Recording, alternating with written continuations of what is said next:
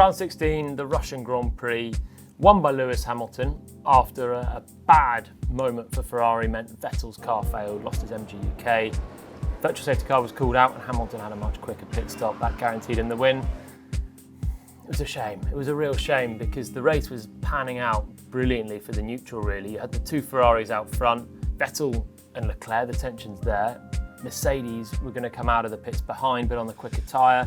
Now some people will say that virtual safety cars killing the race, and actually Silverstone was another example where it really favoured Lewis Hamilton. But we've had races in the past though where the safety car's given us a better race for the neutral.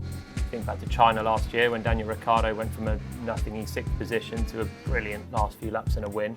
So it goes both ways. But for Ferrari, Vettel's engine issue was a big issue for the Grand Prix. Cost Charles Leclerc the win, cost Vettel any finish at all. But they started their issues on lap one, really, because they had a big team orders debacle. And it all came from the start. So in Sochi, it's the longest run from the lights going out to braking for turn two, the first proper corner. Slipstreaming this year is huge. We've seen that in Monza, even a bit with Spa, but remember the Monza qualifying fiasco, the slipstream effect is massive now. And Ferrari were very worried about Lewis Hamilton tucking in behind Charles Leclerc and out-dragging the Ferraris down to turn two, leading the race. They implemented team orders before the start had even begun. And they made a mess of it, basically. And that's because Sebastian Vettel took the lead from Charles Leclerc. So if we play it through, Leclerc just toes Vettel, stays to the left-hand side, Vettel goes for the inside, and Leclerc doesn't fight him at all. He's instructed not to really fight him at all. Vettel takes the lead, Ferrari 1-2, brilliant, but they're in the wrong order now. And then we get the ensuing radio messages. We are looking into the swap further into the race. Yeah, no problems. This I understand. Ferrari have effectively let Sebastian Vettel overtake Charles Leclerc.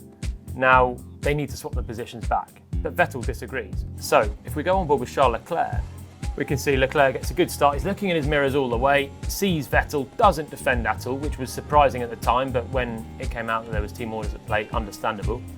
And Vettel's through. Now, if I pause it before the braking zone, though, you can see Vettel's actually a fair way ahead. He's used the slipstream. So Vettel's argument was, I would have had him anyway, even without the team orders, inside or outside, because actually starting in third may have been better than starting in first place. And let Charles by. So that's Vettel's point of view, and he didn't want to give the place up, and he refused and refused. In the end, Ferrari went to plan C, which I imagine was just give Leclerc a big undercut and take the matter away from Sebastian Vettel's hands. Vettel even was trying to get himself a pit stop to cover off Leclerc by saying the tyres were gone, cheeky attempt, not going to work. And actually Ferrari from that point managed it okay. They managed to get Leclerc ahead, but then it still would have been a bit awkward because you've got Vettel behind on 4 laps fresher tyres. In the end, we won't know what would have happened there. Vettel's car failed and the race turned on its head. But this was uncomfortable and entirely unnecessary because they didn't need to worry about Mercedes at the start. Mercedes was starting on the medium tyre compared to the soft for Ferrari. Mercedes was starting on the dirty side of the grid compared to this clean side for Ferrari. And they don't have the power of Ferrari either. In fact, Carlos Sainz passed Lewis Hamilton as well. That's how much of an advantage starting on the clean side on the soft tyres was.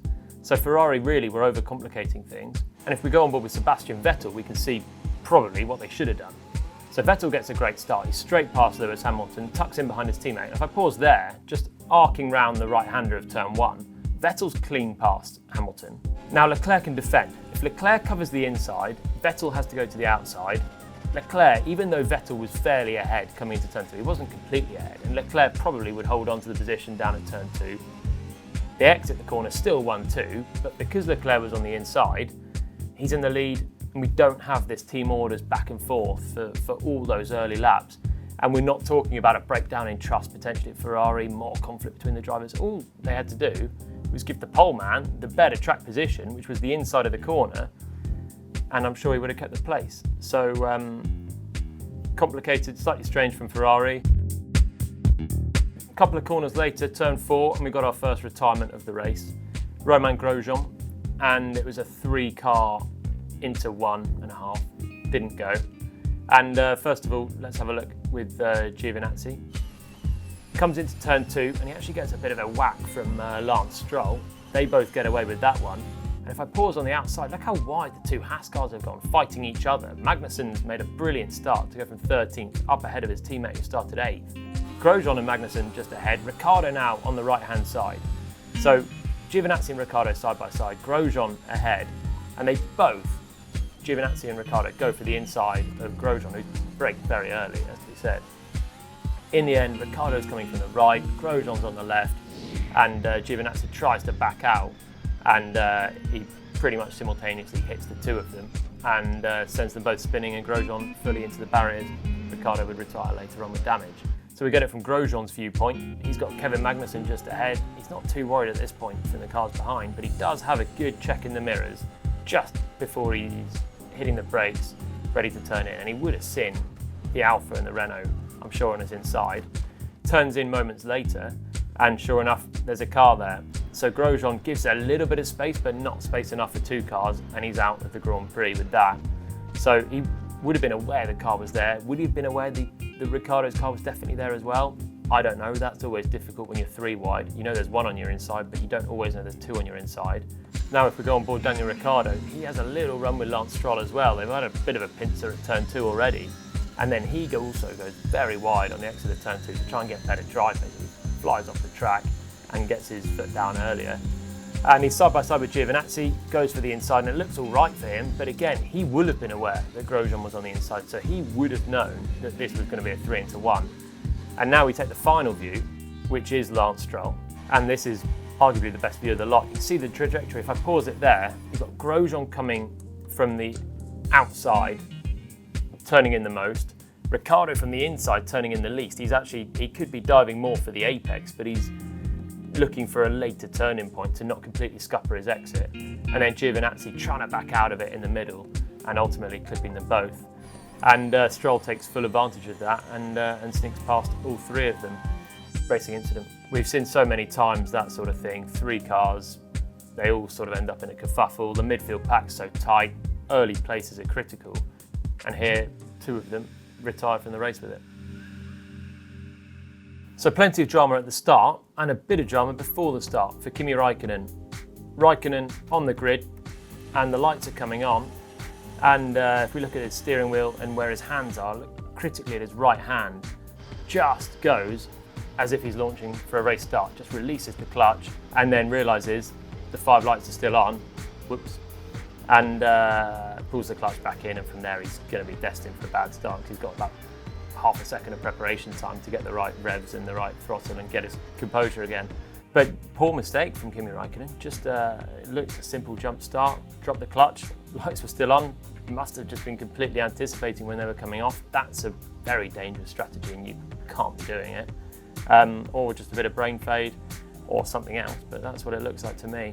Drive-through penalty, it was a jump start. The safety car actually helped him out. He came into the pits and Alfa Romeo's woes continued. Raikkonen comes in and then the Jackman tries to get the quick release on it by pushing down and it doesn't release. So there's been a problem with the release mechanism on its jack. Then it's all panic. Raikkonen sat there stationary. The other mechanic comes and gets him out of the way and the Williams has gone through and Raikkonen's had a complete lack of F1 sophistication in this pit stop. I have to say though, Raikkonen's having a tricky time at the moment.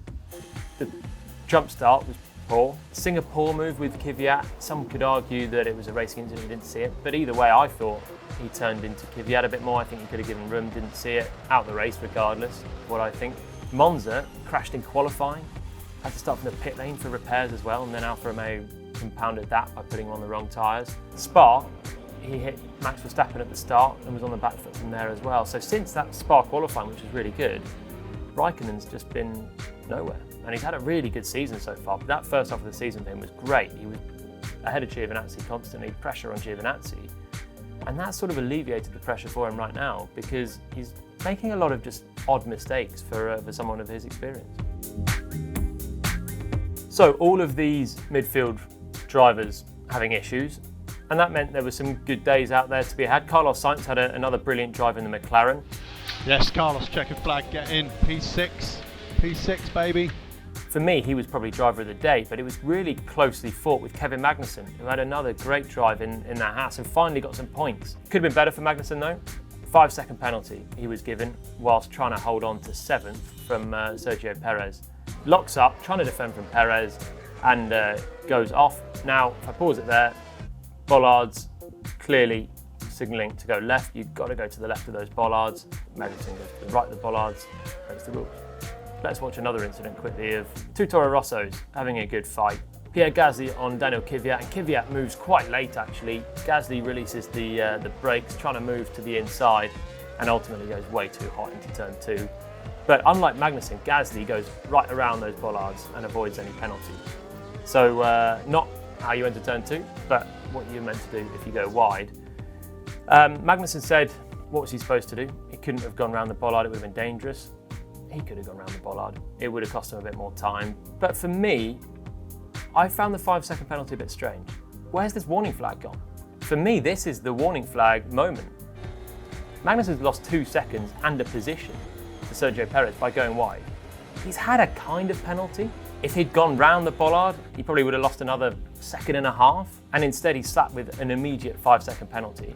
My feeling is, if Charles Leclerc was leading the race from 2 Mercedes, we're not seeing a 5-second penalty for this. We're going to see the black and white flag. No one wants to see the race win that's given for a penalty. Let's have that all the way through the field then. So we've just seen Magnussen and Pierre Gasly, and a man that saw them in the Grand Prix was Alexander Albon. Good drive from him from the pit lane up into 5th position. So really impressive, similar to Spa where he ended up 5th as well. And similar to Spa, some nice moves on the way. Passed both Magnussen and Gasly around the outside. Magnussen at turn 13, Gasly at turn 4. And he needed a big fight back because he had a tricky weekend and then crashed in qualifying, which put him on the back foot and to the pit lane. He's under pressure still. He's not got a safe seat for next year. The Red Bull bosses seem to be warming to him and he's showing flashes of potential. But that race again was good. What he's got to do is qualify well now, and with Japan just around the corner, I'm looking forward to see really what the Red Bulls can do against each other. Honda engine, home race for them, and hopefully Albon can show more potential this time from the front.